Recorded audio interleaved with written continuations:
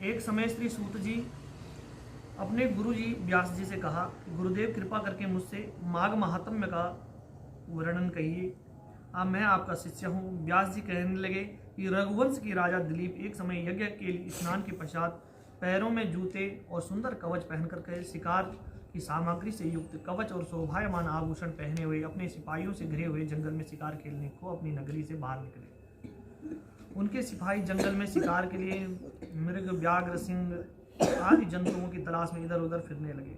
उस वन में वनस्पति अत्यंत शोभा को प्राप्त हो रही थी। वन में कहीं वृक्षों पर मोर नाच रहे थे, कहीं कहीं मृगों के झुंड फिरते थे, कहीं गीदड़ अपना भयंकर शब्द कर रहे थे, कहीं गैंडों का समूह हाथियों के समान फिर रहा था, कहीं वृक्षों के कोटरों में बैठे हुए उल्लू अपना भयानक शब्द कर रहे थे, कहीं सिंहों के पद चिन्हों के साथ घायल मृगों की रक्त से भूमि लाल हो रही थी, कहीं दूध से भरी थनों वाली सुंदर भैंसें गाय वहां पे फिर रही थी, कहीं पर गंधित पुष्प हरी हरी लताएं वन की शोभा को बढ़ा रही थी, कहीं बड़े बड़े अजगर और उनकी केचुली भी पड़ी थी। उसी समय राजा के सिपाहियों की बाजे की आवाज़ सुनकर एक मृग वन में से निकलकर भागने लगा और बड़ी बड़ी चौकड़ियां भरता हुआ आगे बढ़ा।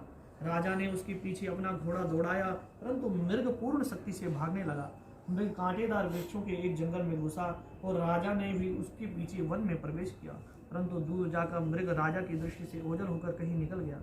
राजा निर्जन वन में अपने सैनिकों से प्यास की मारे अति दुखित हो गया। दोपहर के समय अधिक मार्ग पर चलने से सैनिक थक गए और घोड़े रुक गए। कुछ थोड़ी देर के बाद राजा ने एक भारी सुंदर सरोवर देखा, जिसके किनारे पर घने वृक्ष थे। इसका जल सज्जनों के हृदय के समान पवित्र था। सरोवर का जल लहरों से बड़ा सुंदर लगता था। जल में अनेक प्रकार के जल जंतु, मछलियां आदि स्वच्छंदता से इधर उधर फिर रहे थे।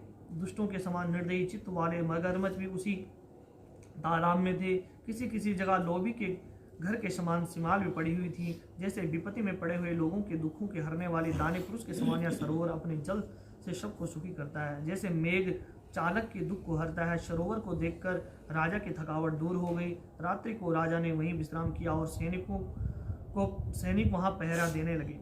चारों तरफ फैल गए। रात के अंतिम समय में शूकरों के एक झुंड ने आकर अंतिम समय में पानी पिया और कमल के झुंड के पास आया। तब शिकारियों ने सावधान होकर शूकरों पर आक्रमण किया और उनको मारकर पृथ्वी पर गिरा दिया। उस समय सब शिकारी कोलाहल करते हुए बड़ी प्रसन्नता के साथ राजा के पास गए और राजा प्रभात हुआ देखकर उनके साथ ही अपनी नगरी की तरफ चल पड़ा। रास्ते में एक तपस्वी को देखा, जिसका शरीर तपस्या और नियम के कारण बिल्कुल सूख गया था, जो मृग छाला और वत्कल पहने हुए था।